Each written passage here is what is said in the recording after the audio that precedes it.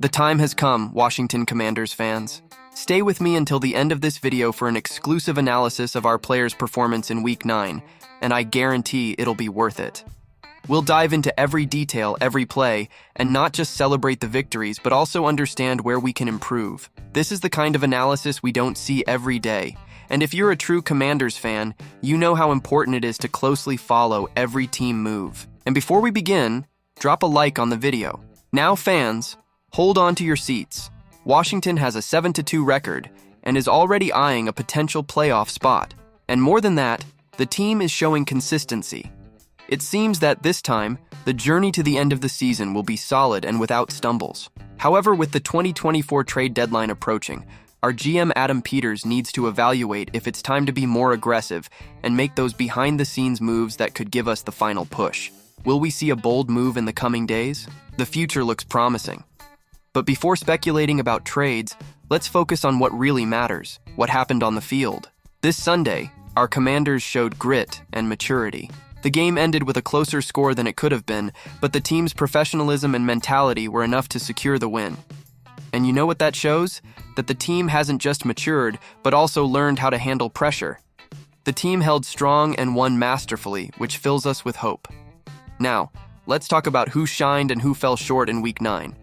First, we have to talk about our Giants on the interior offensive line. They were crucial in keeping the feared Dexter Lawrence away from our backfield. For those who don't follow closely, Lawrence is a defensive machine and had already accumulated 9 sacks this season.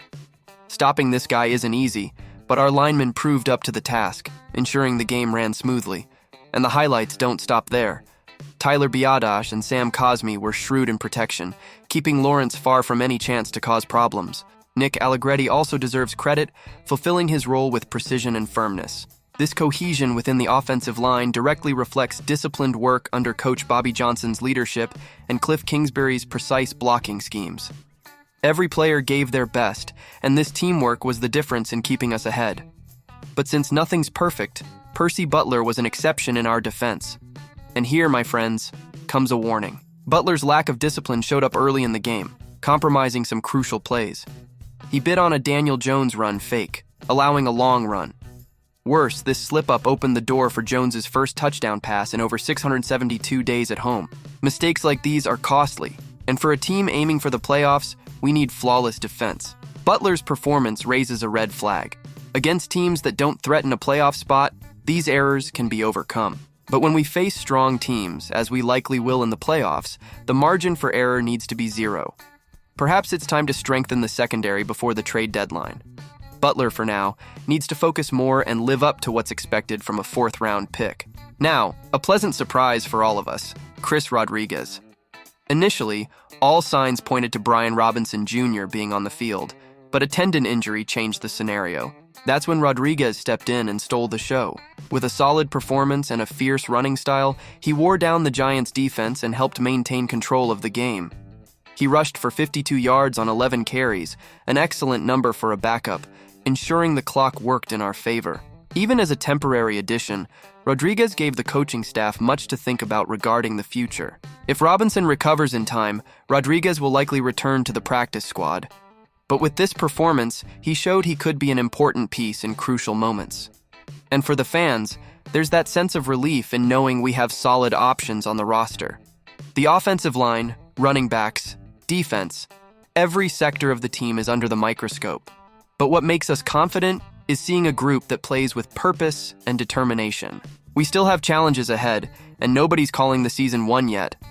However, with a 7-2 record, playoff hopes become more real each week.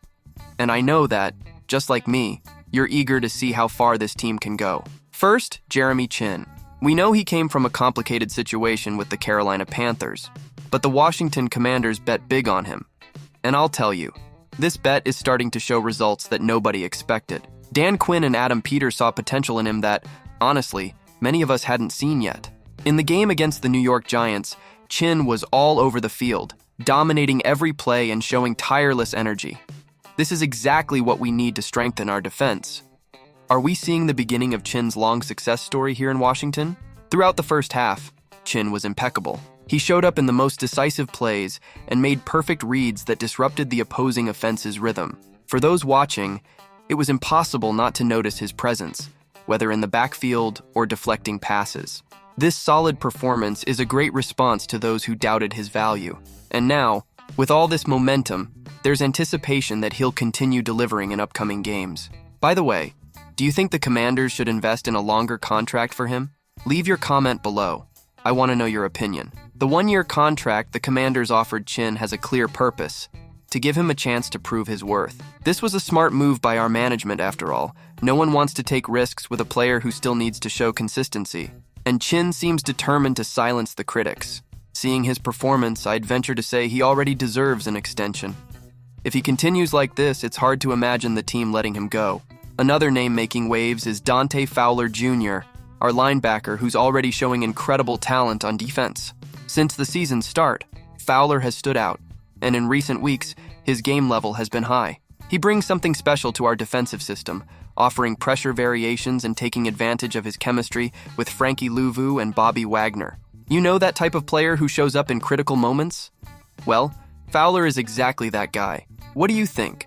Will he establish himself as one of the pillars of our defensive system? Dan Quinn knows Fowler from previous stops and trusted him in important moments. And the player didn't disappoint, especially in this game against the Giants. The numbers speak for themselves. 2 sacks, crucial tackles, and perfect game reading. He was a true wall and made it clear that if he continues like this, he'll be indispensable in the second half of the season. One thing's certain: Fowler is riding the best phase of his career. Do you think he'll maintain this performance until the end of the season? Now, for those who think everything was perfect, here's a point of concern. Our containment defense needs improvement, especially when facing mobile quarterbacks like Daniel Jones. He gave our defense tremendous trouble, escaping multiple times and gaining crucial yards. We need to improve this containment ability, especially when facing NFC East rivals. Joe Witt Jr. will certainly be tough in practice to correct this. So, what do you think can be done to improve this situation? The defense struggled to respond to Jones's rhythm, especially in the early moments of the game. We know he's a versatile quarterback, but allowing him to run freely was a mistake that could have been costly. However, with the Commanders' offense scoring quickly, we managed to neutralize part of that threat. Now it's about focusing on strategies so that, in the second half of 2024, our defense is better prepared for mobile opponents. Any suggestions on how the team can strengthen this point? Comment below. I want to hear everyone's ideas. Speaking of offense, we need to highlight Jaden Daniels' impeccable performance. What a game, friends. Our quarterback was in form, showing remarkable recovery, especially in his reads and throw velocity. The rib injury still requires care, but he showed he can play at the highest level. It was exciting to see Daniels connecting precise passes to Terry McLaurin and leading the team to the end zone. With each play, he showed more confidence, and the team only stands to gain from this. Daniels also shined when running for the touchdown, courtesy of an excellent play with Austin Eckler.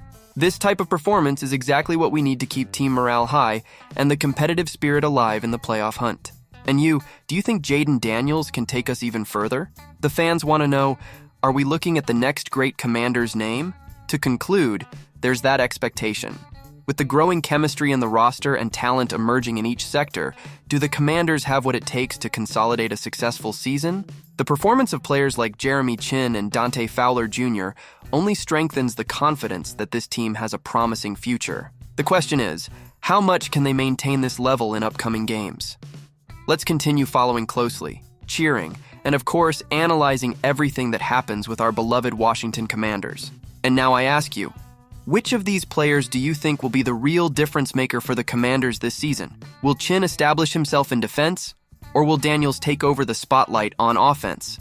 Leave your opinion in the comments and subscribe to the channel to not miss any exclusive analysis like this one.